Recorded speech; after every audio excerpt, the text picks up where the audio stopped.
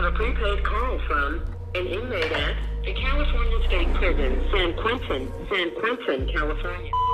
Hello? In August, we received phone calls from inside California's oldest prison, San Quentin. How are you doing?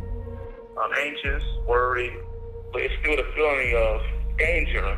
The number of inmates at San Quentin who are now positive for COVID-19 exploded over the weekend. More than 2,000 men, or over half of the incarcerated population, tested positive for coronavirus, despite being on lockdown since March. Health officials call it the biggest prison health catastrophe in the state's history. This call and your telephone number will be monitored and recorded. Those we tracked down described their fear and anger. What's your experience been like these last 2 months? In a word, scary. Very scary. You know, everybody's just on edge. We're disconnected from our families, and we're disconnected from the outside world, basically. They were trapped in tiny cells or shared dorms, going days without showers and fresh air. Illness and death surrounded them. How concerned are you about your own health? I'm very concerned. I'm not sure about the status of a person that's sleeping, feet away from me. They're packed like cage animals.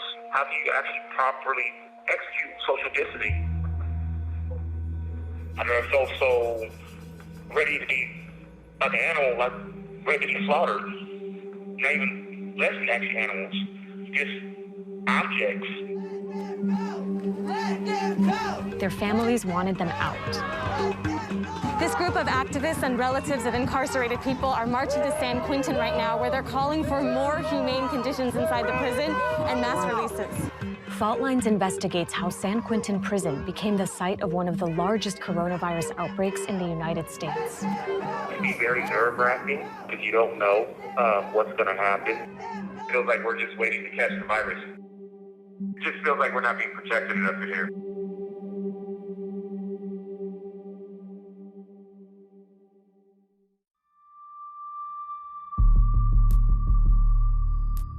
The virus likely came to San Quentin from this prison 7 hours south, the California Institution for Men, or CIM.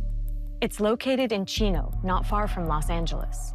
When the pandemic hit, the prison was at nearly 120% capacity, more than 3,000 men. Many of them were housed in tight dormitories, sharing toilets, showers, and sinks. A perfect breeding ground for COVID-19. Belinda's fiancé, Marcos Trevino, was serving a life sentence at CIM. At our visits, we would just crack up. He gave me joy. He really did. Belinda was worried when she heard about the first COVID-19 cases at the prison. Marcos was a diabetic and had other medical conditions that put him at high risk. I think the majority of the time, he was trying to keep me from worrying, because he would tell me, it's not on my yard. I would tell him, are the guards wearing gloves or anything like that? And he said, Mija, that's not gonna happen here. He said, they don't care about us.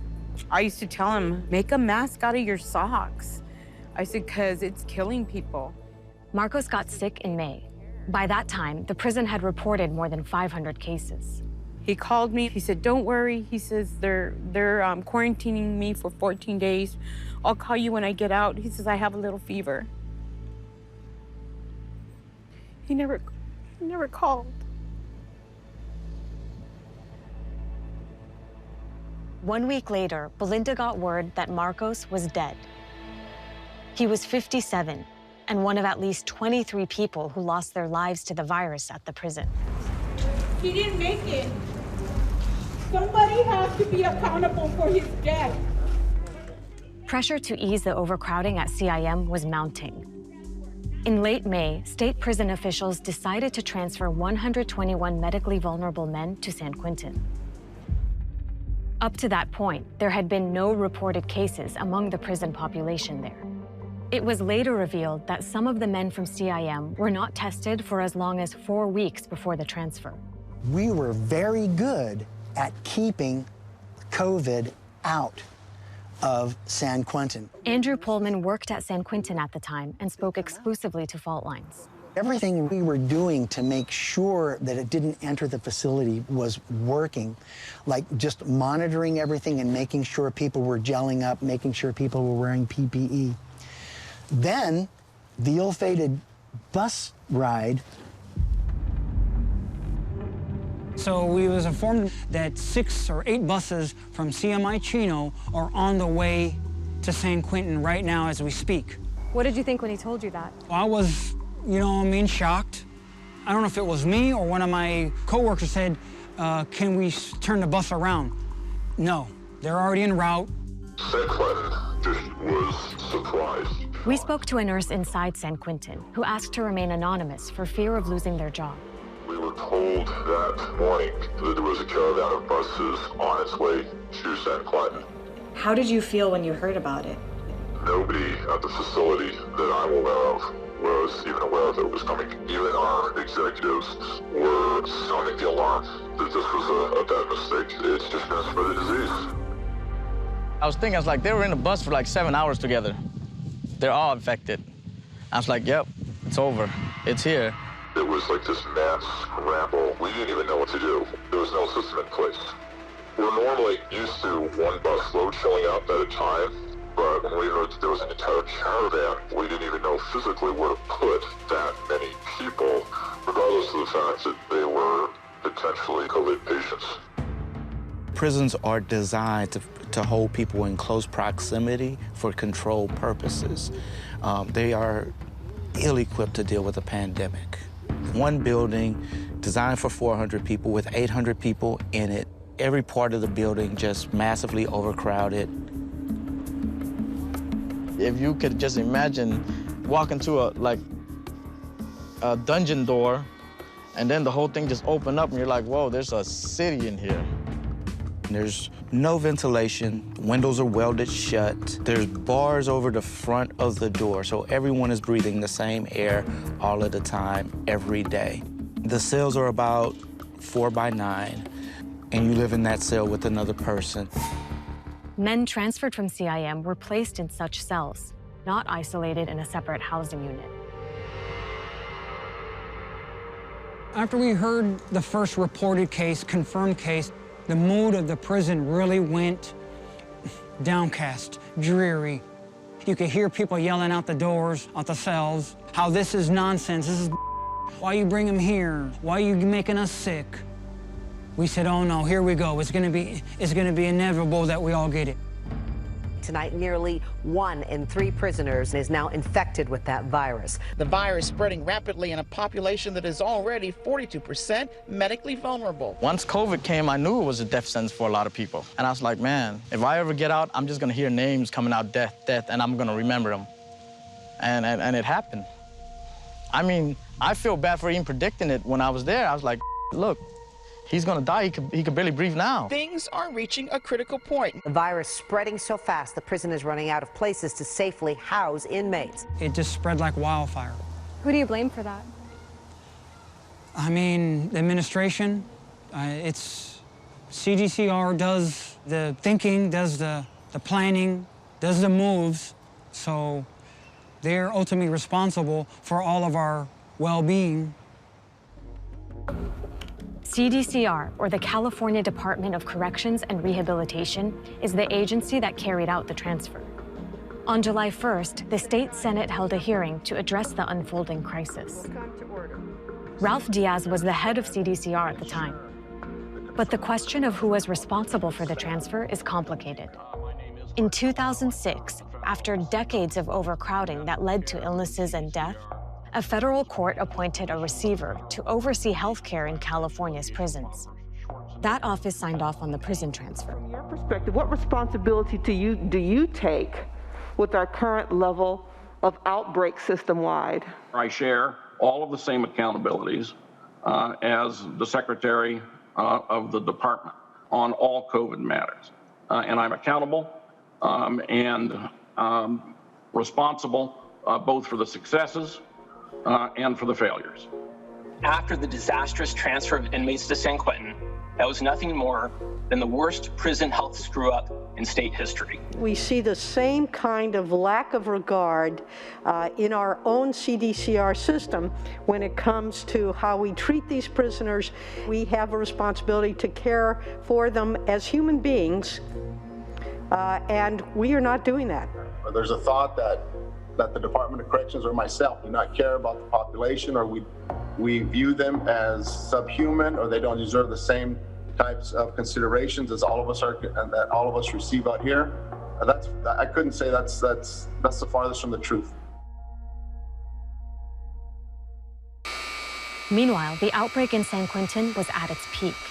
It was the third largest outbreak in the country. People started getting sick left and right. For a week straight, there'd be these alarms. It's called man down. Everybody's getting sick, then you start hearing man down, man down, man down all day, all night. The siren would blare, and people would be getting taken out on gurneys. We were running from man down to man down. It was almost nonstop. 4th of July was the hell week. That was the peak. There are patients everywhere in the hallways. They're waiting outside of the building because there's no room to get into the healthcare building. Even if you're having chest pain and you said that you feel short of breath, even that was not enough for you to get immediate medical care. We had to check your oxygen to see if, in fact, your oxygen was okay. We were grossly understaffed, and we were completely overwhelmed. Really, it unfolded into chaos. There was virtually no way to keep up. We would train one group of people in the AM. We would get revised instructions, and what we trained people that afternoon would be different. And it kept changing like that on a rapid basis. What was being required of staff when the outbreak happened? A lot of overtime, and as a result of that, people are just getting burned out. I'm high risk. They would not accommodate my risk factors. That's why you retired? That's why I retired. How and why do you think the situation got so out of control? It's just a culture of passing state government inspections, and it doesn't know how to deal with emergencies. It doesn't know how to change or adjust based on the needs.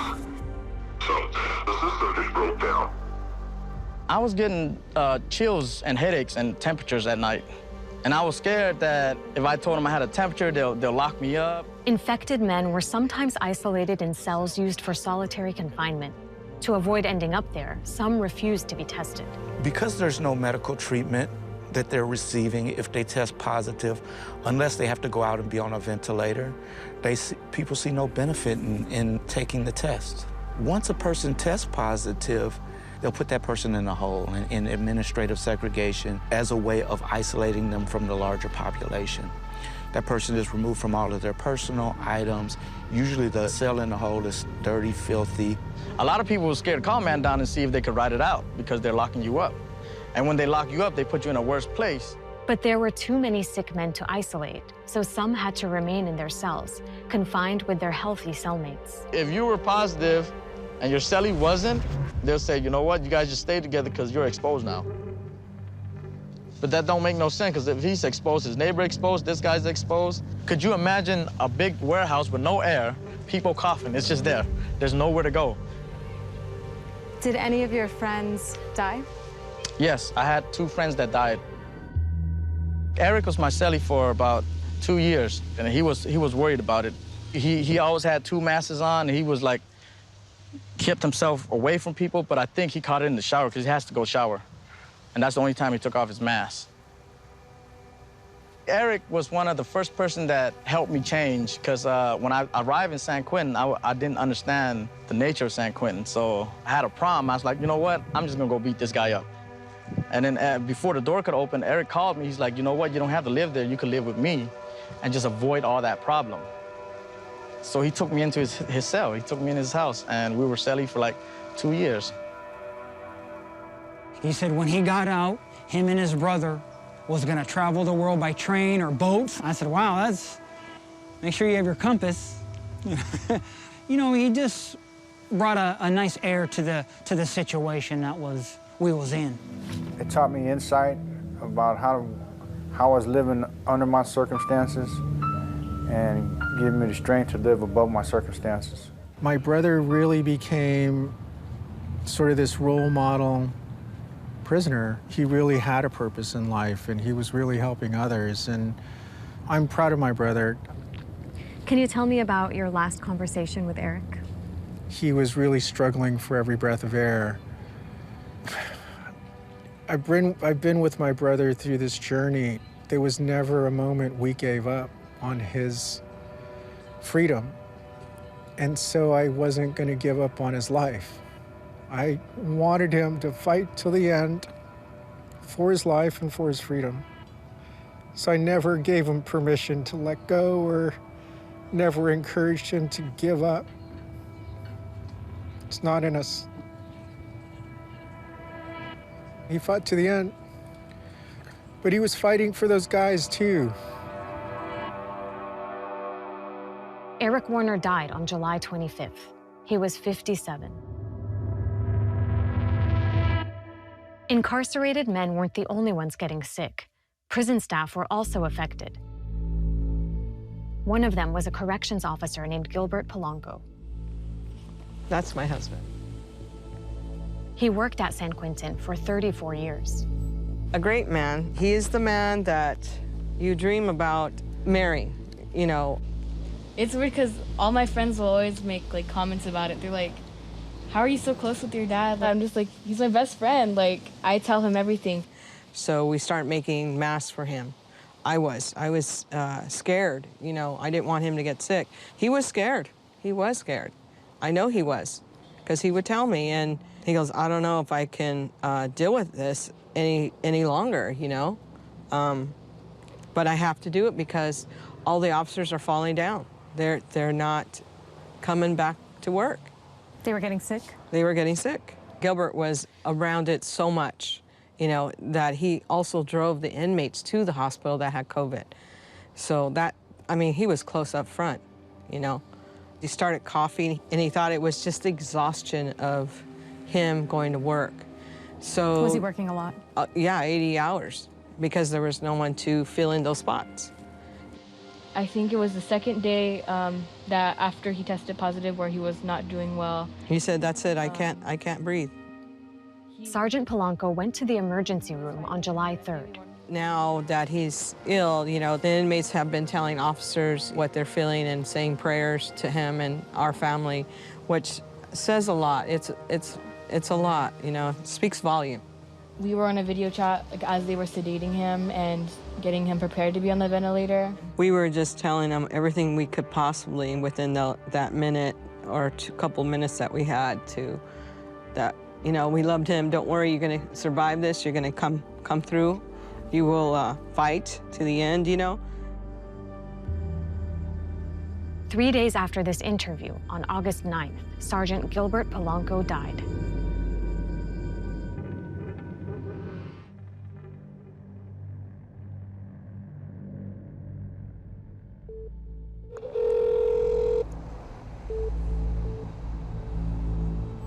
We tried to speak with representatives from CDCR. Leave a voicemail message here, and someone will respond to you within 30 to 45 minutes. But they declined multiple interview requests. Hi, my name is Dina Tekruri. I'm actually standing right outside your offices in Sacramento right now, hoping for an interview. In an emailed statement, a CDCR representative said they implemented unprecedented measures to address the COVID-19 outbreak at San Quentin. After transfers from CIM tested positive, they set up a 220-bed alternative care site, provided all staff in the incarcerated population with N95 respirators, and sent hundreds of additional staff to San Quentin. But for those with loved ones inside, it was too little and too late. We are here at the West Gate, about, 500 or so deep? Can you hear us okay? Can you tell us what's going on inside? It's still disorganized. Everything is horrible here, day to day. We want you all to be treated like the human beings that you are born to be. Yes. We want you all to be free and healthy to come home and help your families. What do you want us to communicate to the governor? Man, they need to let us go, man.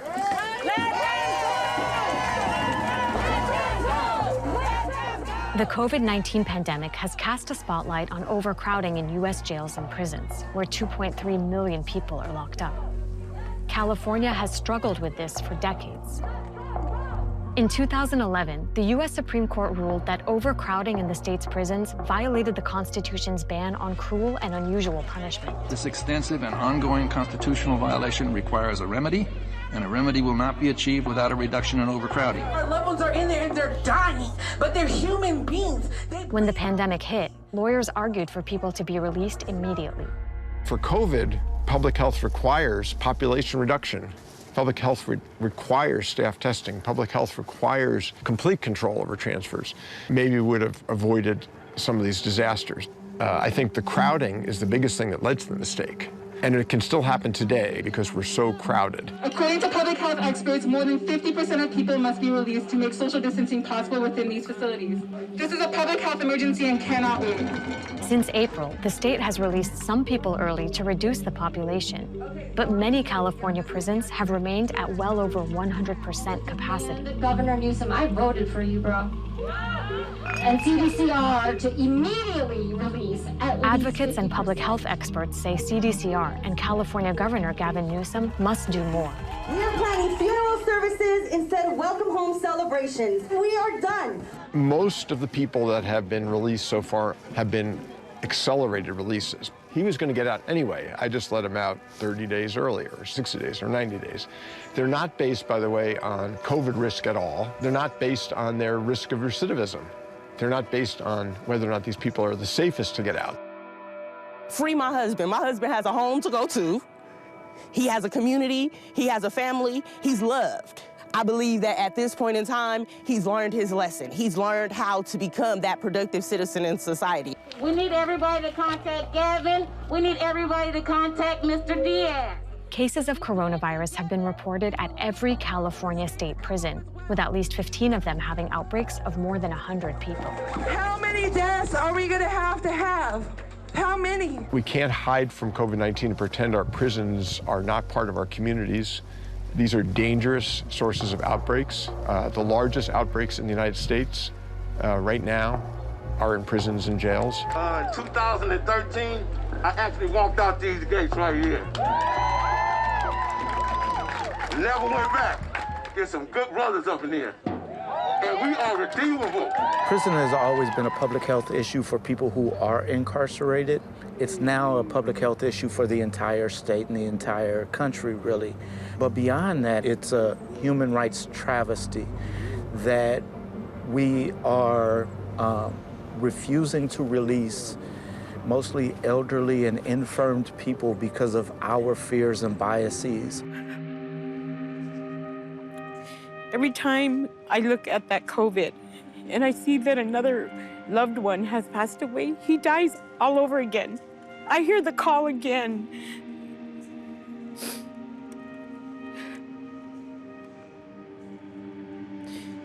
Those guys in there, they have family.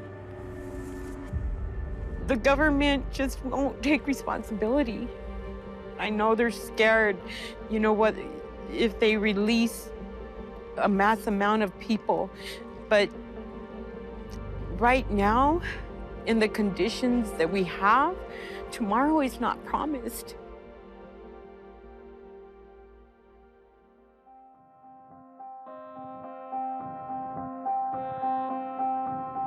Since the coronavirus arrived in San Quentin, one section of the prison has avoided a large outbreak, the H unit. Thank you for using. We reached some of the men being held there. It just feels like we're sitting ducks in here. And it's inevitable that it's going to get down here to H unit.